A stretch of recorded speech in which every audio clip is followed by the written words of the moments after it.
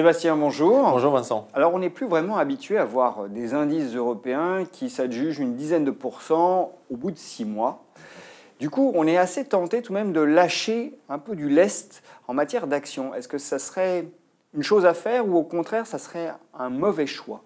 Je pense que c'est un mauvais choix. Je pense effectivement, comme vous l'avez dit en préambule, que nous sommes habitués depuis presque 10 ans maintenant à des marchés actions très difficiles et finalement, lorsqu'ils se mettent à gagner un peu, on est tenté de prendre ses bénéfices.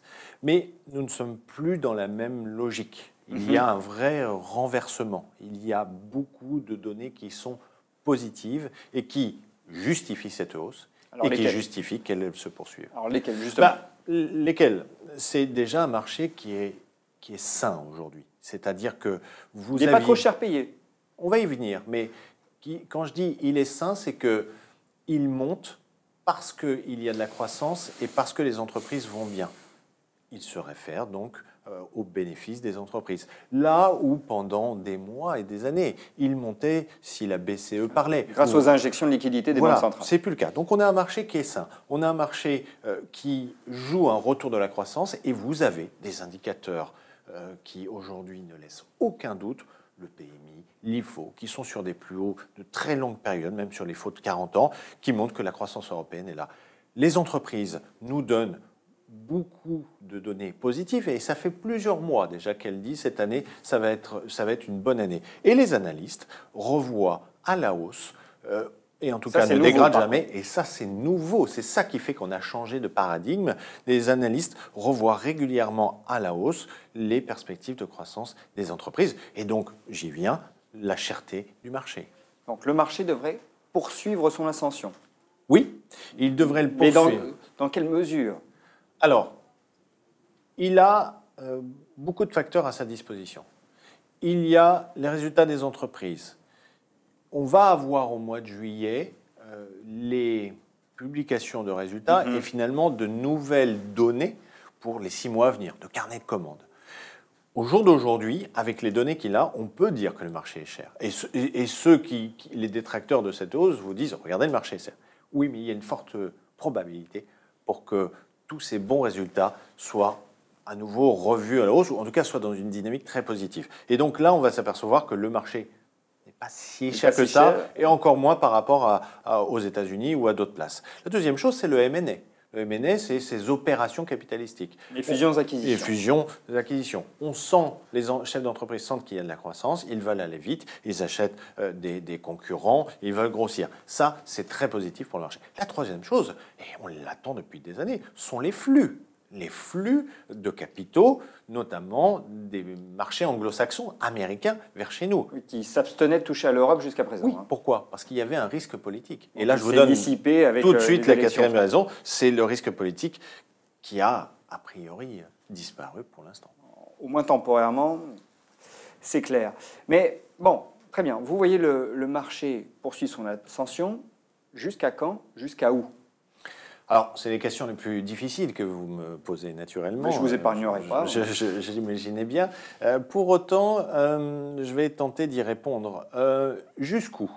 Là, je peux mettre une barrière qui est une barrière de valorisation. Il y a un niveau qu'on ne peut pas dépasser. Alors, j'aurai un peu plus d'éléments de réponse quand on aura les publications en juillet des entreprises, mais on peut imaginer au regard des niveaux de taux d'intérêt que nous avons et autres, qu'un niveau des 5008, 6000 sur le CAC, pour arrondir, ce qui vous fait 10% de plus, est un niveau qui est parfaitement possible dans un marché de flux. Parfaitement possible. Vous regardez la valorisation des small mid-cap très européennes.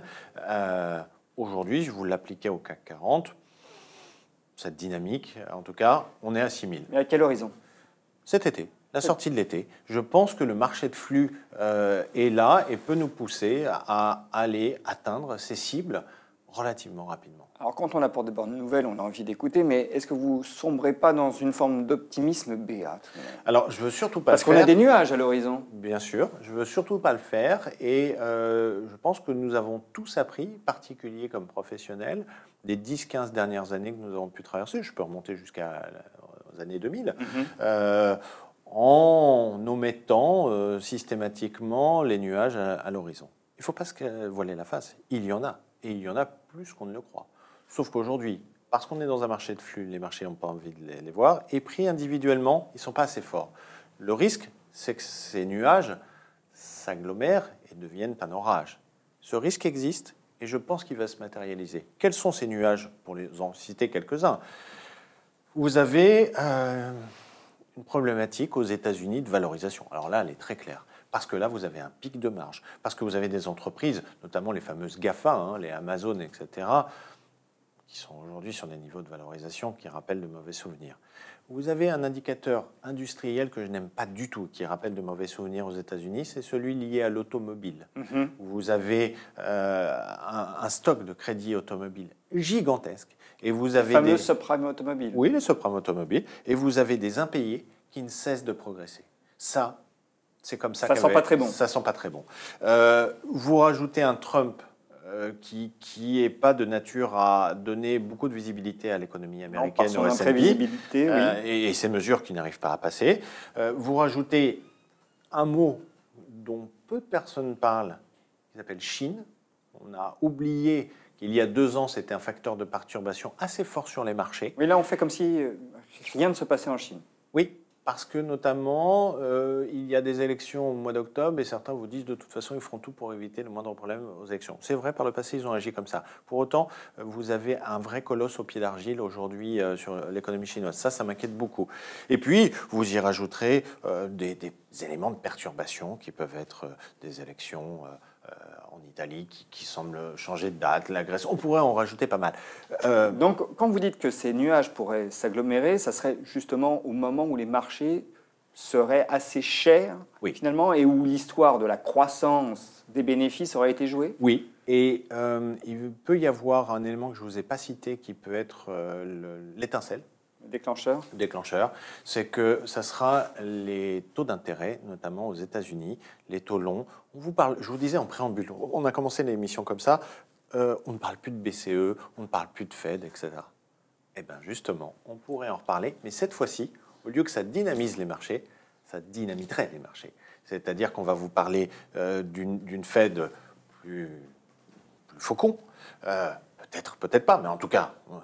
qui normaliserait sa politique. Surtout si elle a des taux longs qui poursuivrait la normalisation. Fort. Et puis, on va vous parler d'une BCE qui peut-être ira doucement, mais qui va vous dire, la partie, c'est terminé. Et c'est là que, sur des marchés très hauts, on va vous prendre le prétexte de tous ces nuages. Et vous savez, j'adore vous le savez depuis le temps qu'on se connaît, j'adore les adages en bourse, ils ne nous trompent jamais. Et il y en a un qui dit, alors les arbres ne montent pas jusqu'au ciel, vous le savez, et là il faudra s'en méfier, mais la bourse brûle ce qu'elle a aimé et aime ce qu'elle a brûlé. C'est ce qui se passera. C'est-à-dire que quand tout ira bien, c'est là où il faudra être très prudent si les marchés sont à 5008, 6000. On en reparlera, mais le message est, soyez positifs, ne tombez pas dans la béatitude cet été. Si on est positif et qu'on se dit, finalement, on a encore une dizaine de pourcents dont on peut profiter, une dizaine de pourcents de hausse potentielle, et qu'on est investi en action, qu'on accepte de prendre le risque de jouer cette hausse espérée, on s'expose à quel secteur? Là, je dirais la réponse est assez simple. C'est-à-dire aux secteurs qui sont les plus tournés vers la croissance européenne, les plus domestiques, qui sont ceux que la bourse a joué au premier trimestre, premier semestre, même si elle a joué d'ailleurs tous les secteurs, y compris les secteurs de croissance internationaux du type le luxe. Mais là, je pense qu'elle va être plus focusée Europe, et donc ça veut dire les banques, ça veut dire les cycliques européennes, et ça veut dire quelque part les small caps. Malheureusement, les small caps, aujourd'hui, et vous savez que c'est un thème que j'aime, elles sont très chères. Donc je préfère jouer peut-être des secteurs européens moins chers que la bourse n'aimait pas, toujours avec cet adage, elle aime ce qu'elle a brûlé. Et vous avez un secteur, par exemple, les utilities, qui a été puni littéralement en bourse pendant des années. J'entends par utilities les services collectivités. Certaines renaissent déjà de leur cendre, on pense à Veolia. Vous avez des titres comme EDF ou comme Engie qui sont très en retard, qui sont des dividendes, et on voit que le marché n'en a pas. Typiquement, vous pouvez revenir là-dessus. Donc, des industriels, des bancaires, et puis des secteurs très Europe, punis par la bourse pendant des mois, voire des années, qui peuvent être des opportunités sur lesquelles les gens vont chercher des idées, parce qu'on commence quand même à chercher des idées. Les marchés sont un peu hauts. Donc, dans un marché haussier, les bancaires. Oh, les bancaires, il reste de la place. Très clairement, il reste de la place. Hein. N'oubliez pas qu'il y a quelques mois, personne n'en voulait. Personne n'en voulait. Et personne n'en avait. Un peu mon histoire à la EDF.